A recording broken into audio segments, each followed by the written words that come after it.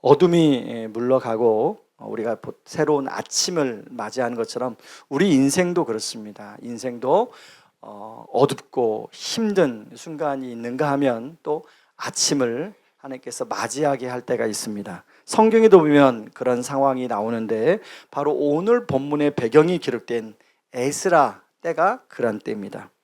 여러분, 역대기는 에스라가 포로 후에 돌아온 백성들을 위해서 기록된 성경입니다. 그래서 9장 1절은 이렇게 시작합니다. 유다가 범죄함으로 말미암아 바벨론으로 사로잡혀 갔더니, 이스라엘은 범죄함으로 바벨론에 70년간 포로 생활을 하게 되죠. 느부갓네살 왕에게 1차, 2차, 3차 공격을 당하고 많은 사람들이 포로로 끌려가게 됩니다. 성전은 불타 사라지고 예루살렘 성은 폐허가 되고 날짐승만 사는 곳이 되었습니다. 이렇게 된 이유는 북이스라엘과 남유다가 우상을 숭배하고 죄를 지었기 때문에. 그래서 하나님은 선지자들을 보내서 여러 번 그렇게 하지 말라고 경고합니다. 그러나 이스라엘은 끝까지 돌아오지 않죠. 그래서 하나님은 그런 이스라엘 백성들을 최후의 수단으로 바벨론이라는 회초리를 들어서 이스라엘을 교훈하고 있습니다. 이것은 지금도 마찬가지입니다. 개인적으로도 그렇고 공동체적으로도 그렇고 국가적으로도 하나님은 우리가 잘못할 때 하나님이 깨닫고 돌아오도록 여러 루트로 우리에게 경고하십니다. 그래도 말을 듣지 않으면 하나님은 가슴 아프지만, 마음이 아프지만 회초리를 드십니다. 여러분, 혹시 어릴 때 회초리를 맞아 본 적이 있으신가요? 맞을 때 아파요. 그래서 맞을 때 가급적 안 맞고 싶어요. 그런데 부모님들이 회초리를 드는 순간은 부모님 마음도 아프거든요, 사실은. 하나님도 마찬가지입니다. 부모님이 자녀들이 곁길로 나가지 않도록 회초리를 드는 것처럼 하나님도 그렇게 하신 것이죠. 그래서 바벨론에 의한 심판이라는 단어보다는 바벨론에 의한 징계란 단어가 훨씬 더 맞을 수 있습니다. 이 징계란 원어적 의미를 찾아가 보면 사랑하는 아버지가 자식들이 깨닫고 돌아오도록 하는 하나의 디스플린이 훈련 도구입니다. 하나님은 이스라엘 징계하면서 약속을 하나 해주는데 70년이 지나면 내가 다시금 회복시킬 거다라고 약속을 했어요. 왜냐하면 하나님은 공의의 하나님이기도 하지만 사랑이 넘치는 하나님이시기 때문입니다. 아브라함과 다윗에게 언약을 하셨기에 하나님은 이스라엘을 영원히 버리지 않으셨죠. 그래서 다시금 그 무너진 이스라엘을 오늘 회복시키셔서 이제 바벨론에서 1차, 2차, 3차로 다시금 백성들을 귀환시켜서 지금 이스라엘 공동체를 세우고 계십니다. 그래서 하나님은 출애굽기 19장 5절에 나오는 다시금 하나님의 제사장 나라를 이루어가기를 원하셨어요. 이스라엘 민족들을 통하여 많은 민족들이 하나님을 알고 하나님 나라를 누리기를 원하셨죠.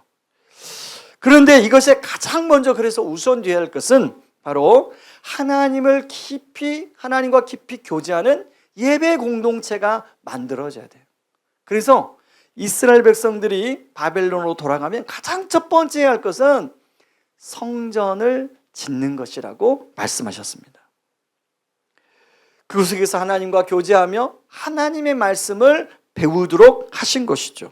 그래서 오늘 본문에 보면 그 성전에서의 중요한 역할을 했던 제사장, 레위인, 성전 문지기들의 가문과 이름이 나옵니다. 여러분, 사실 우리가 이렇게 어려운 이름들이 계속 나오면 성경을 읽다가 재미가 없어서 읽기 싫어요. 여러분들은 안 그러겠지만 그렇지 않니? 여러분들도 그렇습니까? 왜냐하면 이 사람들과 나랑 별로 상관이 없다는 생각이 들기 때문에 그렇습니다. 그런데 성령님은 왜 이 사람들의 이름을 이렇게 기록했을까? 사실 포로 후에 돌아온 사람들의 수가 바벨론에 살았던 이스라엘 백성들의 그 수에 비하면 아주 소수입니다. 한 4만 명에서 5만 명 정도가 돌아왔거든요. 근데 학자들이 하면 그 당시에 바벨론에 이스라엘 사람들이 약 100만 명이 살았다고 그래요. 그러니까 여러분 프로스 따지면 약 5%만 돌아온 거죠. 여러분 대부분의 사람들이 바벨론에 남았습니다. 사실 70년 동안 바벨론에서 한 곳에 살다 보면 결혼을 일찍 하게 되고 계산하면 보통 4대가 형성이 되고요. 결혼을 늦게 한다고 해도 3대가 형성이 됩니다. 할아버지, 또 아버지, 손주까지 태어나죠. 특히 바벨론으로 태어난 바벨론 2세, 바벨론 3세들은 바벨론 언어와 문화에 익숙한 거죠. 참 재밌는 건요, 저희 막내가 서울 상대, 서울에서 상당히 먼 대학에 들어갔는데 딱 들어가자마자 한 달 정도 지났나요? 전화가 왔는데 경상도 사투리를 쓰는 겁니다. 야, 너 말을 왜 이렇게 하냐? 그랬더니 경상도 사람이 된 거죠. 억양이. 너 너무한다. 어떻게 한 달 있다 그럴 수 있냐? 어떻든 간에 여러분 미국에 이민 가서 거기서 자녀들이 태어나면 거의 미국 사람이죠. 모양은 한국 사람인데 완전히 사고하는 거나 사용하는 언어는 완전 미국 사람이죠. 바벨론에 태어난 사람들 마찬가지였을 것입니다. 그렇다 보니까 하나님의 뜻에 순종해서 바벨론에서 다시금 예루살렘으로 돌아온 것 자체가 엄청난 큰 순종의 결단이었다는 것을 우리는 알 수 있습니다. 그러니까 우리가 이름을 읽으면서 왜 이렇게 어려운 이름 이렇게 읽었는데 이들이 어떤 사람들이에요? 그 당시로는 믿음의 결단을 한 사람들이라는 걸 알 수 있죠. 그 당시 사람들은 바벨론에서 예루살렘으로 돌아간다고 누구도 알아주지는 않았을 거예요. 그리고 어떤 사람들은 쟤 바보, 이렇게 편안하고 좋은 정착된 삶을 버리고 그 예루살렘에 뭐가 있다고. 여러분 아까 예루살렘 어떤 곳이었어요? 다 폐허가 된 곳이라고. 그 폐허가 된 곳에 뭐가 좋다고 하느냐. 그러나 사람들은 알아주지 않을지라도 하나님은 그 선택을 귀하게 여겨서 성경에 그 이름들을 기록하고 있다고. 실제로 에스라서에 보면 몇 명 끝에까지 몇 명까지 기록하고 있어요. 지금도 하나님은 이런 믿음의 선택을 하고 순종을 하는 사람들을 하나님은 귀하게 여기신다는 것을 우리에게 보여주는 말씀이죠. 그러나 이들이 바벨론에서 돌아와서 계속 믿음의 삶을 살았는가? 이런 질문을 우리가 던져볼 수 있습니다. 에스라서에 보면 이들이 오자마자 성전 건축을 하려고 정말 열심히 애를 썼어요. 그런데 주변에 잡족이라고 하는 사람들의 도비야, 산발랏 이름 들어보셨죠? 그 사람들의 반대에 부딪히게 됩니다. 그러다 보니까 성전 건축이 중단되고 오랫동안 중단됐어요. 그래서 자신의 집을 그리고 자신이 이 예루살렘에서 정착하고 사는 삶에 열심을 내어 살게 됩니다. 학개서에 보면 이제 성전 건축에 대한 전혀 관심이 없어요, 사람들이. 그래서 하나님은 학개 선지자를 통해서 그런 사람들에게 다시금 성전 건축에 대한 말씀을 하시죠. 여러분 학개서 1장 4절 같이 한번 읽어볼까요? 스크린 나옵니다. 같이 읽습니다. 이 성전이 황폐하였거늘 너희가 이때에 판벽한 집에 거주하는 것이 옳으냐. 성전은 이러고 있는데 너희들만 그렇게 좋은 집에 사는 게 과연 그게 옳으냐라고 학개 선지자를 통해서 하나님이 말씀하시는 거죠.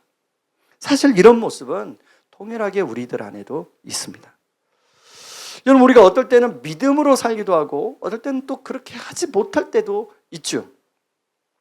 여러분 우리는 제가 생각할 때는 한 2000년대까지는 우리는 전통주의 문화의 영향 아래 살았던 것 같습니다. 개인보다는 공동체의 유익을 더 중요하게 여기는 가치의 문화 속에서 우리는 살았어요. 그래서 나 자신보다는 우리 집안, 나 개인보다는 내가 속해 있는 회사나 조직, 그리고 나보다는 교회를 더 중요하게 여기는 그런 정서와 마음이 우리 안에 모든 사람 안에 있었어요. 우리가 사는 사회 문화도 그것을 지지했고 대중문화도 그런 것이 의미가 있다, 삶의 가치가 있다, 그렇게 이야기해 줬어요. 그런데 약 2000년도 이후 지나서 전통주의 문화에서 개인주의 문화로 급격하게 변화가 되기 시작했어요. 그래서 지금은 우리는 개인주의화된 문화 속에서 살아갑니다. 그렇다 보니까 대의보다는 소위, 공동체 유익보다는 자신의 가정과 개인의 어떤 삶이 우선이에요. 그래서 요즘에 소위 MZ들은 직장을, 우리는 예전에 한번 들어가면 평생 직장, 이게 가치 있고 의미 있었어요. 그 직장에서 20년 했어, 30년 했어, 그러면 되게 알아줬습니다. 근데 요즘은 뭘 알아주냐면 그건 무능한 거예요. 요즘 MZ들한테는. 요즘 MZ들은 얼마나 빨리 직장을 옮겨서 자기 몸값을 올리느냐가 이게 되게 그 사람을 같이 능력 있다고 여기는 문화가 돼버렸습니다. 그래서 자영업을 하는 분들은 뭐라고 얘기하냐면 다른 것 어떤 일보다도 직원 관리, 알바생 관리가 너무 힘들다. 그냥 말도 안 하고 안 나와버리고, 좀 말이라도 해주고 나 안 나오면 되는데 그냥 말도 안 하고 그 다음날 안 나오고 연락도 안 받고. 여러분, 교회 성도님들의 생각도 많이 달라졌습니다. 교회 공동체나 하나님 나라에 대해서 별로 옛날처럼 그렇게 관심이 없어요. 이런 것은 젊은 사람들일수록 이런 성향이 점점 높아집니다. 혹시 종교 소비자라는 말을 들어보셨는지 모르겠습니다. 마치 마트에서 쇼핑하듯 자신의 필요한 것만 선택해서 이런 말이 붙여졌어요. 문제는 이런 성향이 너무나 자연스러운 신앙의 스타일로 굳어져 가고 있다는 것입니다. 그런데 여러분, 일찍이 이런 현상에 대해서, 이런 현상은 바로 주님이 오시기 전 마지막 때를 살아간 사람의 특징이라고 성경은 말하고 있습니다. 디모데후서 3장 2절에 보면 이렇게 말해요. 같이 한번 읽어보죠. 사람들은 자기를 사랑하며 돈을 사랑하며 뽐내며 교만하며 하나님을 모독하며 부모에게 순종하지 않으며 감사할 줄 모르며 불경스러우며. 그러므로 오늘 본문은 이런 말세를 살아가고 있는, 이런 마지막 때를 살아가는 우리들에게 하신 하나님의 말씀이란 걸 우리는 알 수 있죠. 저는 오늘 본문을 통해서 두 가지 교훈을 좀 여러분 찾아보려고 하는데, 첫 번째는요, 하나님은 아시고 기억하신다는 거예요. 여러분, 우리 옆에 있는 분에게, 또 앞에 있는 분, 하나님은 아시고 기억하십니다. 이렇게. 여러분, 오늘 33절에 보면 제사장과 레위인과 문지기의 이름, 그리고 또 찬양대에 선 사람들의 이름을 가리키면서 뭐라고 하냐면 다들 자기 직분에 전념했다고 나와요. 제가 우리 33절을 같이 한번 읽어볼까요? 또 찬송한 자가 있으니 곧 레위 머리라. 그들은 골방에서 거주하면서 주야로 자기 직분에 전념함으로 다른 일은 하지 아니하였더라. 특히 2절에 보면 여러분, 느디딤 사람들이라고 나와요. 이 느디딤 사람들은 원어의 뜻은 바쳐진, 드려진 사람들이에요. 이들은 제사장과 레위인들이 하는 일을 옆에서 보조하는 일을 하는 사람들입니다. 성전에서 허드렛 일을 하는 사람들이에요. 성전을, 제사를 지나면, 여러분 제사를 지내고 나면 얼마나 그 지저분하겠어요. 그걸 다 누군가 청소해야 되잖아요. 청소하는 일을 했고요. 그런가 하면 물을 나르는 일, 나무를 패는 일, 그리고 희생자산을 드렸던 그릇을 닦는 일, 이 다 느디딤 사람들이 했어요. 굉장히 지저분한 일입니다. 남들이 하기 싫은 일이에요. 별로 드러나지 않은 일입니다. 근데 누군가는 꼭 해야만 됐어요. 그래야 다음 제사가 드려질 수 있었습니다. 이런 일을 누가 했냐면 바로 전쟁 포로들로 잡혀온 후손들이 있어요. 여러분, 여호수아 9장 27절에 보면 여호수아 시대의 기브온 사람들이 포로가 됐죠. 그 사람들이 많이 했습니다. 그런데 여러분, 제사장과 레위인, 거기까지는 우리가 오케이, 이해가 돼요. 근데 이 느디딤 사람들을 여기다가 기록한 이유가 뭘까요? 제가 이런 생각을 해봤습니다. 제가 느디딤 사람이었으면 나는 예루살렘에 안 들어왔을 것이다. 그렇죠. 바벨론에서는 그런 게 없습니다. 바벨론에서는 똑같이 바벨 페르시아의 그 당시 정책은 누구에게나 똑같은 자유와 기회를 줬어요. 느디딤 사람들은 굳이 여기 오면 성전에서 그냥 그 노예처럼 그런 허드렛 일을 했는데 왜 들어왔겠어요? 그런데 느디딤 사람들 중에 돌아온 사람들이 있었다는 것을 성경 기자는 이야기하고 있습니다. 이건 뭡니까? 비록 사람들은 그것을 몰라준다 할지라도 하나님은 아신다는 거예요. 그리고 하나님은 결정적일 때 네가 그렇게 애쓰고 수고하는 것을 내가 지지한다고 하나님은 성경에서 말씀하고 있는 것이죠. 저는 오늘 예배를 드린 모든 분들에게 이런 은혜가 있기를 바랍니다. 때로는 우리가 아까 우리 교회 공동체뿐만 아니라 가정 안에서도 마찬가지죠. 가정 안에서도 누군가는 그 하기 싫은 수고를 누군가는 해야 그 가정이 유지가 됩니다. 제가 어제 저녁에 우리 교회에서 굉장히 멀리서 오는 자매가 있어요. 이 자매가 평상시에 직장이 자기 사는 곳에서 5분 컷이더라고요. 5분 컷이에요. 직장이 가까운데 교회에 오려니까 운전해서 40분을 와요. 그런데도 자기가 평상시에 직장 가기서 일어나는 시간보다 교회 올 때 훨씬 일찍 일어난다고 그러는 거예요. 이 자매랑 교제하면서 이 자매가 가정 안에서 그 아버님을 향한, 어머님을 향한, 동생을 향한 그 애씀과 수고를 듣는데 이 자매가 그러는 거예요. 하나님, 목사님, 저는 하나님이 제 기도를 안 들어주신 줄 알았는데 생각보다 너무나 많이 자기 기도 제목을 들어주신대요. 너무 좋은 집에 살고 있더라고요. 아니 워낙 좋은 집이 아니라 그 자매 혼자 사는 데에 좋은 환경인데 그것도 회사에서 생각지 않게, 그리고 여러 가지를 회사에서 이 자매를 향해서 배려를 해주더라고요. 근데 이 자매가 그게 원래 주어진 게 아니라 그렇게 하고 있는 자신은 하나님 마치 자기를 위로해 준 것처럼 생각지도 않게 그렇게 해주셨다고 고백을 하더라고요. 여러분, 하나님은 우리가 생각하는 것보다 그 마음을 아시고 또 놀랍도록 함께 해주시는 것을 믿으시기 바랍니다. 그런가 하면 두 번째, 사람을 통해 하나님 나라를 이루고 가십니다. 여러분, 오늘 이들이 와서 세운 성전이 스룹바벨 성전인데요, 정말 어렵게 성전을 세웠어요. 그리고 이제 포로에서 돌아온 사람들이 그 성전을 중심으로 예배를 드리고 이스라엘 공동체가 영적으로 하나가 되었습니다. 그런데 이 성전이 한 500년밖에 가지 않았어요. 기원전 167년에 이 성전이 또 이방 민족의 공격을 받아서 무너지게 됩니다. 그리고 그 성전에 헤롯 대왕이 예루살렘 성전을 세우게 됩니다. 헤롯 성전이라고 하죠. 여러분, 헤롯 성전을 건축하는 기간이 얼마 걸리는지 아세요? 완공까지? 시작해서 완공까지? 그렇게 어려운 걸 목사님 저한테 왜 물어보세요? 다 그런 눈치인데 80년이 걸렸습니다. 그런데 완공되어서 그 성전이 무너진 데 걸리는 시간이 몇 년이 걸린지 아세요?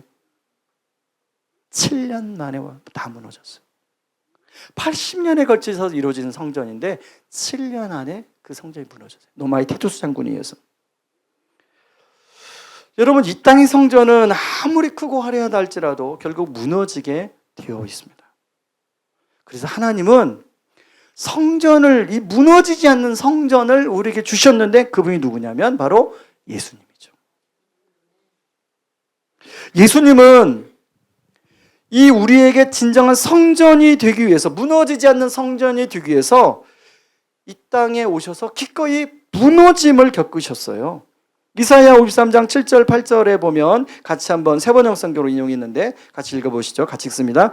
그는 굴욕을 당하고 고문을 당하였으나 아무 말도 하지 않았다. 마치 도살장으로 끌려가는 어린 양처럼, 마치 털 깎는 사람 앞에서 잠잠한 암양처럼 끌려가기를 한 뿐 아무 말도 하지 않았다. 그가 체포되어 유죄 판결을 받았지만 그 세대 사람 가운데서 어느 누가 그가 사람 사는 땅에서 격리된 것을 보고서 그것이 바로 형벌을 받아야 할 내 백성의 허물 때문이라고 생각하였느냐.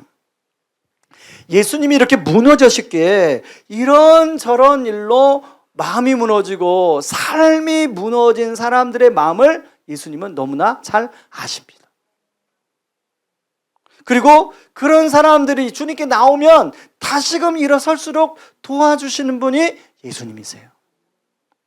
오늘 혹시 이런저런 일로 무너지고 또 삶이 무너져 괴로운 분이 계시다면 바로 그 주님을, 나를 위해서 무너진 그 주님을 바라보시기 바랍니다.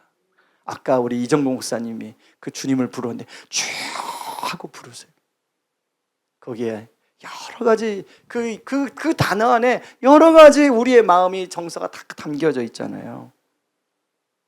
그리고 그 예수님께 있는 그대로를 가지고 고백하며 나아갈 때 주님이 그 자리에서 우리를 다시금 이렇게 세워주시는, 회복시키시는 주님인 줄 믿으시기 바랍니다.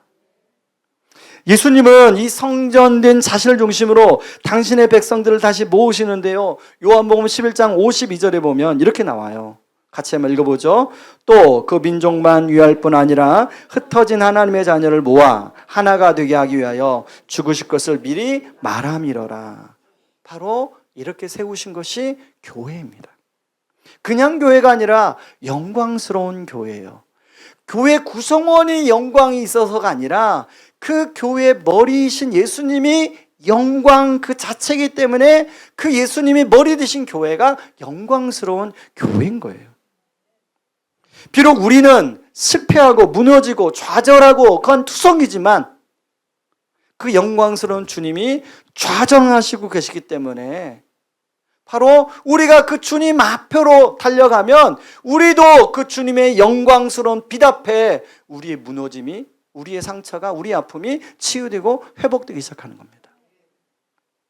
그래서 하나님은 가장 약한 자들을 불러서 강한 자를 부끄럽게 하시는, 그래서 하나님 나라를 세워가시는 것이죠. 하나님은 이스라엘이 감당하지 못하는 이 제사장 나라의 사명을 교회에 맡기셨습니다.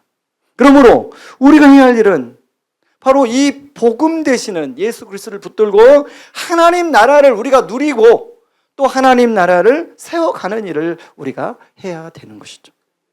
때로는 구약시대의 제사장과 레위인과 느디딤 사람들이 한 것처럼 하나님은 지금도 교회를 세우고 하나님 나라를 위해 애쓰고 수고하는 사람들을 찾으시고 그들을 응원하시고 격려하시고 힘주시기를 원하시는 하나님이십니다. 이런 면에서 우리가 교회를 세우기 위해서 때로는 수고하고 봉사하는 것이 힘들 때도 있고 다른 사람이 안 안아주는 것도 있지만 바로 그때가 하나님이 여러분을 통하여 영광을 받으실 때입니다. 하나님은 바로 그런 사람을 통하여 하나님 나라를 세워가시죠. 가끔씩 목사님, 하나님이 정말 살아계신 것을 저도 느끼고 싶은데 어떻게 해야 됩니까? 라고 질문하는 분들이 있어요. 그럴 때 저는 가장 확실한 방법이 있다고 말씀드리는데 바로 우리를 위해 먼저 행하신 예수 그리스도의 은혜에 내가 응답하는 것이다.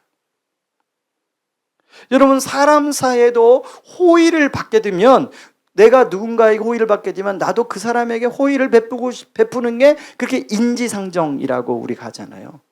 하물며 당신의 가장 귀한 아들을 우리에게 주신 예수님이 우리가 그 주님을 향하여 하나님을 위하여 우리가 뭔가를 할 때 하나님은 자기 아들을 아끼지 않고 내어주신 하나님이 우리에게 모든 것을 더불어 주시겠다고 약속하시고 실제로 그렇게 행해 주시는 하나님이신 믿으시기 바랍니다. 말씀의 결론을 맺겠습니다. 하나님은 무너진 성전을 다시 세우기 위해서 궁극적으로 영원한 성전이신 예수님을 우리에게 보내주셨습니다. 그 아들은 기꺼이 자신의 몸을 무너뜨리심으로 죄로 인해 폐허가 된 저와 여러분의 삶을 다시 세우시고 흩어진 하나님의 자녀들을 모아 영광스러운 교회로 삼으셨습니다. 이것이 복음의 핵심입니다. 우리가 경험하는 하나님의 살아계신 역사는 바로 이 복음에 있어서 작은 순종의 걸음을 내디딜 때 시작됩니다. 이 은혜를 진정으로 깨달을 때 우리의 기도는 이렇게 바뀌게 돼요. 같이 한번 읽어볼까요? 주님께서 기꺼이 무너지심으로 저를 다시 세워주셨으니 저도 이제 다른 지체를 세우는 일에 쓰임받겠습니다. 주님께서 저를 섬겨주신 것처럼 저도 기꺼이 교회를 섬기겠습니다. 이것이 바로 복음의 능력에 사로잡힌 자의 감사에 찬 순종입니다. 하나님 바로 이 순종을 통해서 당신의 살아계심을 보여주시고 우리의 삶을 더 큰 은혜와 축복으로 이끌어 주십니다. 저와 여러분이 이 놀라운 복음의 역사를 매일의 삶에서 경험할 수 있기를 주님의 이름으로 축원합니다. 이 시간에 같이 제가 기도하겠습니다. 고마우신 하나님 아버지, 고맙고 감사합니다. 하나님, 바벨론 포로에서 예루살렘으로 돌아오는 것이 쉬운 결단이 아니었음에도 불구하고 하나님의 약속을 믿고 믿음의 선택을 한 사람들이 있습니다. 하나님, 우리 역시도 때로는 하나님 사람들이 안아주지 못하지만 하나님께서 원하시는 마음의 부담을 줄 때 하나님, 우리도 오늘 본문에 나온 사람들처럼 그런 믿음의 선택을 할 수 있도록 그런 믿음을 허락하여 주시옵소서. 하나님, 비록 우리의 삶이 무너지고 때로는 우리의 마음이 무너지지만 하나님, 우리를 위해서 이미 자신이 무너뜨리고 하나님, 우리를 회복시키를 원하시는 주님, 그 주님이 아버지 오늘 또 주님께로만 나오면 무너진 우리를 다시금 일으키시고 회복시키셔서 제사장 나라로 삼으시는 줄 믿습니다. 아버지, 오늘 하나님께서 그런 무너진 사람들의 마음이 있다면, 무너진 분들이 있다면 주님이 다시금 이렇게 세우시는 그런 귀한 축복의 밤이 되게 하여 주시옵소서. 예수님의 이름으로 기도합니다. 아멘.